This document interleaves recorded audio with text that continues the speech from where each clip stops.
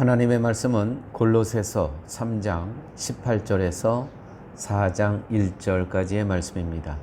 아내들아 남편에게 복종하라. 이는 주 안에서 마땅하니라. 남편들아 아내를 사랑하며 괴롭게 하지 말라. 자녀들아 모든 일에 부모에게 순종하라.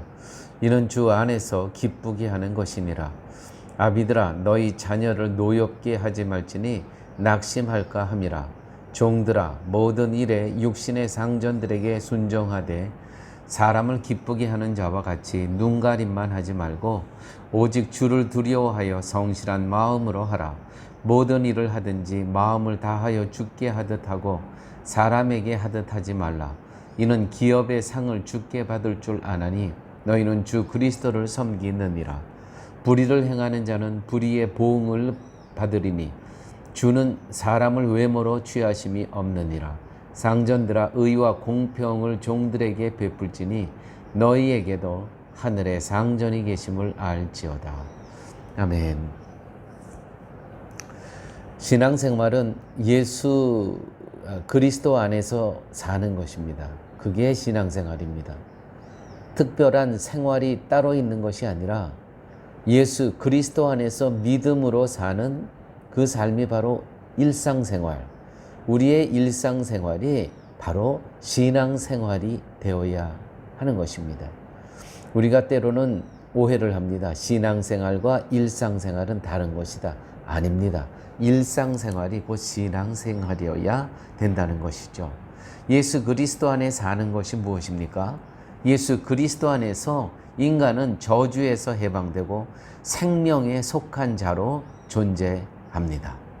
죽은 자인 나에게 예수님이 살아계심으로써 하늘의 생명에 참여하게 된 감격과 감사로 살게 됩니다.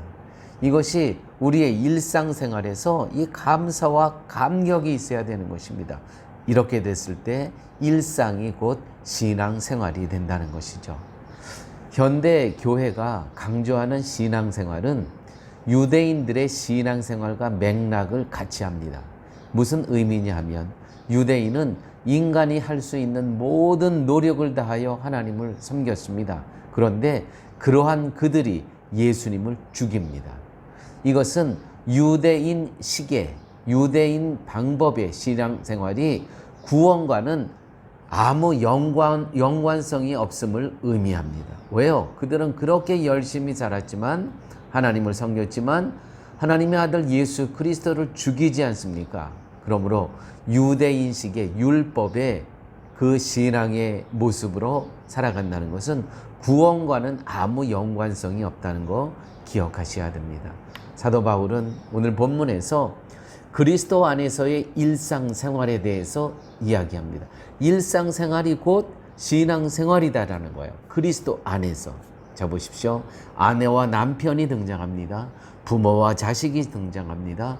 종과 상전의 관계가 등장합니다.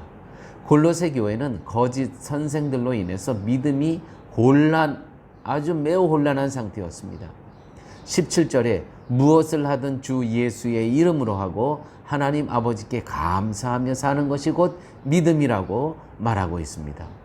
이것이 주 안에서 믿음으로 사는 신앙생활인데 이러한 주 안에서의 삶은 가정이나 사회에 동일하게 적용되어야 된다는 것이죠.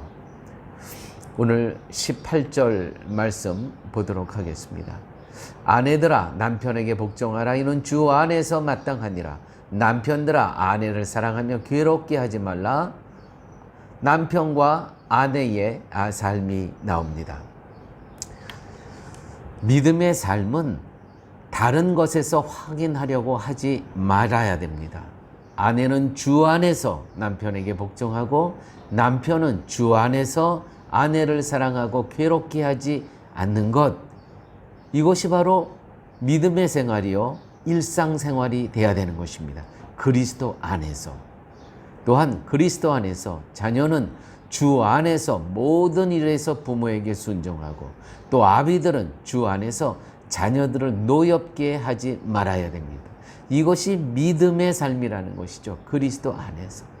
어디 멀리 가서 다른 데 가서 이 믿음의 생활을 할 것이 아니고요. 가장 가까이 있는 나의 가족에서부터 우리는 그리스도 안에서 십자가의 정신의 삶을 살아내야 된다는 것이죠. 주 안에서 사는 종은 또한 종과 상전의 관계가 나옵니다. 주 안에서 사는 종은 상전에게 자신을 맡기는 것이 아니라 그리스도께 자신의 모든 것을 맡긴 자로 살아가죠. 그래서 사람을 의식하며 사람을 기쁘게 하기 위해 눈가림만 하는 식으로 살지 않고 상전과 상관없이 주를 두려워하며 성실함으로 살아가야 된다는 것입니다. 여러분들의 상전을 주를 대하듯이 상전을 그렇게 대하는 것, 이것이 바로 신앙생활, 일상생활이 되어야 된다는 것이죠. 또한 상전들아, 의와 공평을 종들에게 베풀지니 너희에게도 하늘에 상전이 계심을 알지어다. 하늘에 우리가 하나님이 우리를 불꽃 같은 눈동자로 보시는 것을 알기에 우리는 하나님 앞에서 그리스도의 정신으로 살아갑니다. 우리의 종들에게도, 상전들은 우리의 직원들에게도 이렇게 해야 된다는 것입니다. 어디 멀리 가서 하나도 인간 관계가 없는 그 사람들을 그리스도의 정신으로 섬기는 것이 아니고, 오늘 사도 바울은 골로새 교회에 있는 그 가정 식구 구성원들 서로 간에 그리스도의 정신으로 살아가라는 것입니다. 아내는 남편에게, 남편은 아내에게 그리스도 안에서, 부모는 자녀에게, 자녀는 부모에게 그리스도 안에서 그리스도를 대하듯, 상전은 종에게, 종은 상전에게 그리스도를 대하듯, 이것이 바로 믿음 생활이요, 이것이 그리스도 안에서의 일상생활이 이렇게 돼야 된다는 것이죠. 성도는 오직 그리스도 안에서 주가 불러 쓰시는 도구로만 존재할 뿐입니다. 어떤 도구로? 아내로 불러주셨습니다. 남편으로 불러주셨습니다. 부모로 불러주셨습니다. 자녀로 불러주셨고, 상전으로 불러주셨고, 종으로 불러주셨습니다. 우리는 불러주신 그곳에서 그리스도 안에서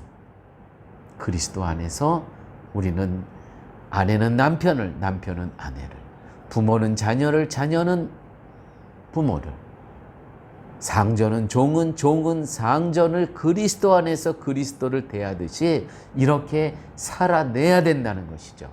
어디 멀리 가서 전혀 모르는 사람에게만 그리스도를 대하듯 살아가는 것이 아니고, 오늘 본문에 보니까 너 가장 가까이 있는 혈육으로부터 아내, 남편, 부모, 자녀, 종, 상전, 종으로부터, 여기서부터 실천해야 된다는 것입니다. 그래서 성도는 가장 가까이 있는 가족에게 십자가의 정신의 삶을 보여줘야 된다는 것이에요. 가정에서 십자가 정신의 삶을 살지 못한다면 성도가 아닌 것입니다. 일상의 삶, 다시 말해서 가정으로부터의 삶이 주 안에서의 삶이 되어야 되는 것입니다. 아버지 하나님, 감사합니다. 오늘 말씀을 통해서 복음의 십자가의 정신은 어디서부터 실현돼야 되는가? 나를 모르는 어디 멀리 가서가 아니고 가장 가까이 있는 내 아내, 내 남편, 나의 부모님, 내 자녀, 나의 직원, 또 내가 모시고 있는 사장, 여기서부터 우리의 삶이, 신앙생활이 시작되는 것을 가르쳐 주심을 감사합니다. 아버지 하나님, 우리 매일매일의 삶이 가장 가까이에 있는 혈육으로부터, 친인척으로부터, 직장에서부터 예수 그리스도의 십자가의 정신을 구현하며 살아갈 수 있는 저희의 삶 되게 하여 주옵소서. 예수님 이름으로 기도드렸습니다. 아멘.